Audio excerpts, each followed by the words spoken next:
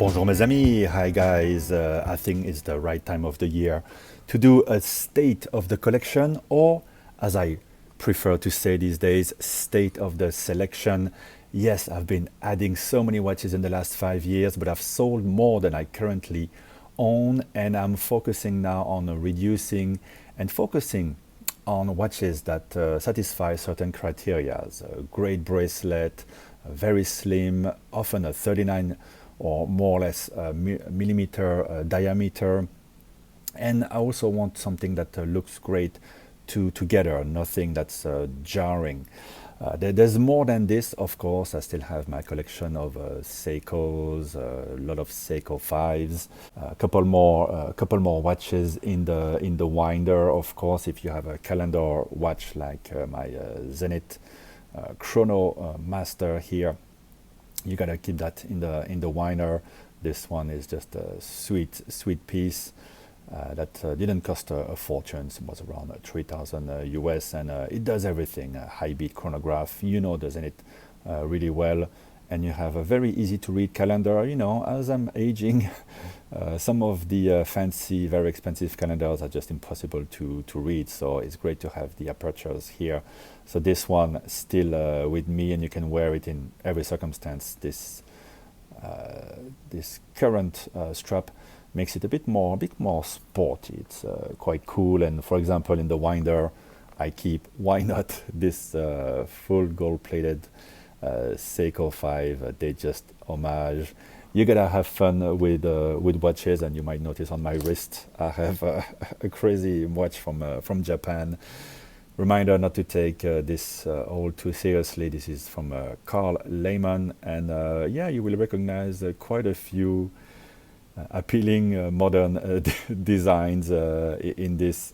A few brands, yeah, could think that this is a bit inspired by their own designs. Before we get to the main pieces, I have some other fun stuff like this beautiful little Timex, just a gorgeous, very small watch. And when I was a kid, one of my favorite watches was this model of Swatch.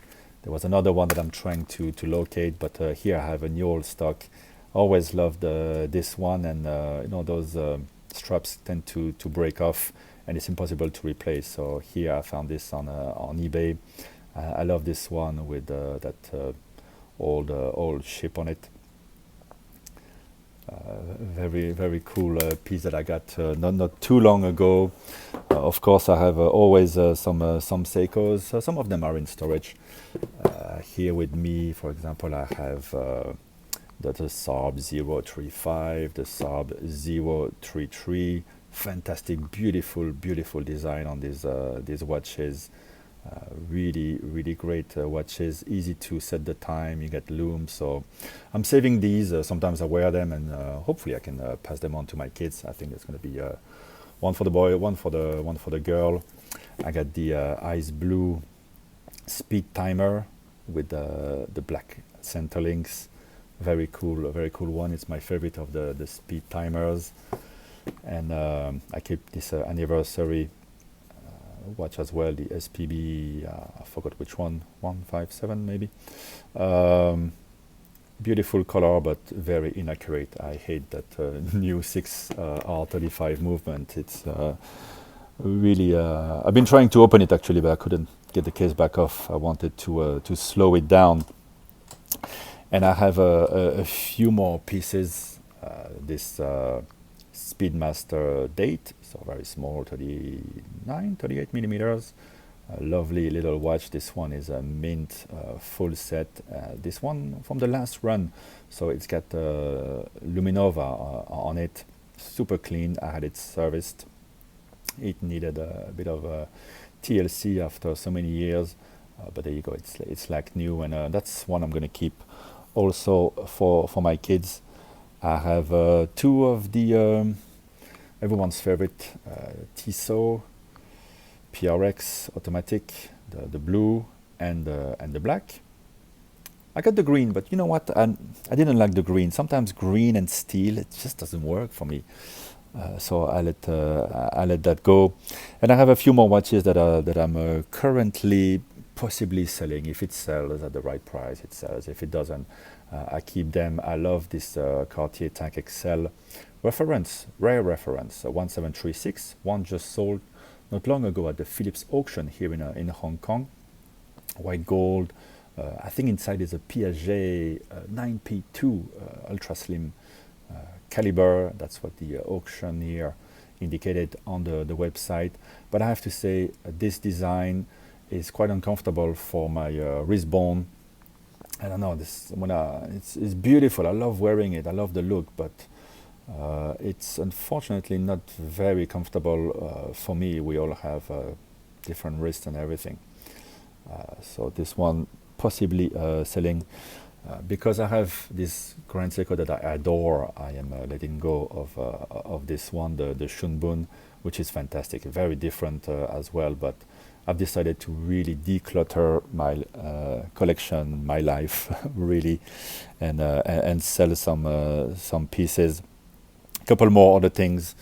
I'm not sure if I will keep this ceramic Black Bay that I've worn so much, so many times. But I have my Black Bay 58. Why do I need two Black Bays? Even if it's very special, META certified, do I really need it?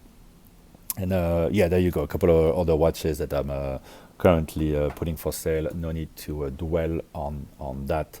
Let's talk more about here. So the way I've structured this collection, and you see I keep a slot open. Always good to do that. There's going to be new releases, or maybe eventually after 4 years of waiting, I will get the call to get a GMT Master 2, one watch that I've really wanted to experience. But I'm not in a hurry. I have a nice Rolex Sports here, and they're all pretty much the same. Just different function, different color. It's just the same. So what I have here is just what I consider the best. Some of them are a bit original. I have my 3 black dial steel sports, the Speedmaster, the Sea Dweller 4000 as it's called, 116600, and the Explorer 39mm, perfect watch. Three Rolex. Here I have the Datejust. You gotta have a Datejust. And here 3 watches with a rose gold look. Here is real rose gold. Here's more like the gilt color for the Black Bay 58 that you know so well. And this is my weekend leisure watch, holiday watch. Just a beautiful design. I just love this angle here. Just such a wonderful piece. And I have a Grand Seiko and a GLC. So let's dive a bit into it. What has helped me reduce my collection and sell other pieces without too much remorse is those 2 pieces. It was the same for me when I collected guitars. When I found the one that plays so sweet, sounds so good, it helped me getting rid of other things, because you always have, life is short. Might as well play the best guitar, wear the best watch. So one that really changed everything for me is this watch, which is my most expensive watch actually. It is the Omega Museum number 8, dubbed the Race and Timer. Rose gold, beautiful lugs, very reminiscent. It's a bit dirty. I should be ashamed. Sorry. I was just setting the time and all that. Reminiscent of the Patek lugs. It's got a caliber that's almost never used. It was used in the 50th anniversary of the Speedmaster. Incredible watches with lacquered dials. If you can find one of those, I'd love to find one of those. And it's over 50 hours of power reserve, hacking. It's a manual wind. Really a wonderful high-end chronograph. Actually, I forgot the specs. You can watch my review of the watch and all the other watches on the channel if you want all the details. But yeah, this dial is wonderful. I love how the black hands pop. I love the choice of colors, the shade of the dial. I had fallen in love with a real watch from the 50s. For the Omega Museum program, Omega chooses pieces that are at least 50 years old, but this one in particular, I don't know if there wasn't actually one looking exactly like that. But no matter what, here we have a modern built coaxial chronometer,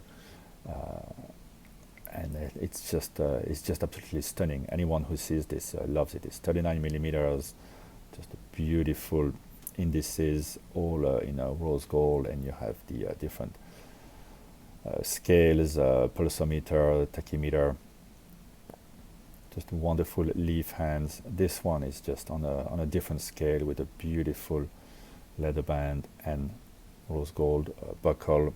I absolutely love it. It comes and I get it from the yeah, from the boutique. Next to it, we have the Patek 5296. I had two Pateks. I chose to keep this one, 38.5 millimeters, wearing very big. So the look of the famous reference 96 is integrated lugs look, and so they extend in a fairly a bit high from the wrist. So it's a very specific look on the wrist. And this one, maybe it's worth showing you the back. Same movement you get in a Nautilus. Well, maybe not the brand new one. I think they've changed a couple of things, but your 5711 will have the same movement. So the 324 base, and yeah, wonderful sector dial. This is the sector dial of sector dials. I think ultra slim watch. Just a wonderful piece. Gotta have one Patek, right? And if you can't really get on the list to get the Nautilus, the Aquanaut, might as well get a great Calatrava that has been discontinued. The other watch that really changed everything for me, and I got it very recently. It's my latest acquisition. It's from the Elegance collection. What is the reference? I forgot. SBGY013, I think. Oh, it's BGA. Beautiful dial, omiwatari, as they call it. As you know, the hands, the indices are just always polished to perfection. So is the case, sort of a pebble-shaped case. Very beautiful integration of the brand new bracelet, which is so comfortable. It's a manual wind, power reserve at the back on this one, and this one, style-wise, and to me rivals any Cartier watch. It's just at the same time it's steel. It's very usable. Love this bracelet. I love it to death. And really changed my outlook on watches. And sometimes I see a watch and I'm just thinking, why would I buy that if I have this? And of course it's spring drive. It's super accurate. I mean, it's ridiculous. So it's like having the best of quartz, really, in a mechanical piece. Now, speaking of great bracelet, this is one of the very best, most comfortable bracelet from this Jaeger LeCoultre Grand Sport with two extension on each side of the super complex double trigger clasp. Just an incredible piece. Of course, you have it's always a show to turn it around. This one has a bit of if you like Star Wars, a bit of a BB-8 on the dial at the back with the second time zone, which you can change with this button. I'm not going to actually push it because the watch is not running. It's a manual wind. Beautiful finishing, super high-end quality type of finishing. Is still loomed on the numerals and the hands. Very very nice to wind, very pleasant, super high end. And of course, you have this. It's very architectural. It's very Art Deco. Reminds you of the Empire State Building, the Chrysler Building. Look at these angles. It's just so special. Such we make our life complicated. There are lots of independence, lots of new releases from micro brands doing crazy watches. But isn't this crazy? I mean, you can you can turn it around. It doesn't get crazier than that to me. And this one, yeah, from a top brand with the small seconds day-night indicator here, and a small date, which is changed by the pusher here. I used to have the chronograph version as well. Really loving this. So staying with the amazing bracelets. Wow, we have the Datejust 41, which actually is 40 millimeters. I'm a big tennis fan. The Wimbledon dial to me is the most special. Black numerals on gray. It's really nice with the green outline. A bit sufficient lume to see it at night. Well, what's to say about Rolex? The best bracelet in the game. You have the Easy Link. Yeah, you can see some protection stickers. I did a video about these. When you wear it, nobody notices it. But yeah, I expect some comments about this. But yeah, this one, I cherish it. Love wearing it, love it to death. It is a wonderful piece. Compared to the Datejust 2, the Datejust 41 gets so slim, so elegant. Really a wonderful everyday piece. And yeah, 40 millimeters. Datejust 41. Next to it, we have the discontinued and therefore very collectible, I think, 39 millimeter Explorer. This one is the Mark II with the fully loomed and 369 and the longer handset. Just absolute perfection. Easy Link with the Oyster bracelet. Again, a perfect one watch. That's what Rolex do. Perfect one watch. And I said, if I had to have just one, maybe the Sea Dweller. It does everything.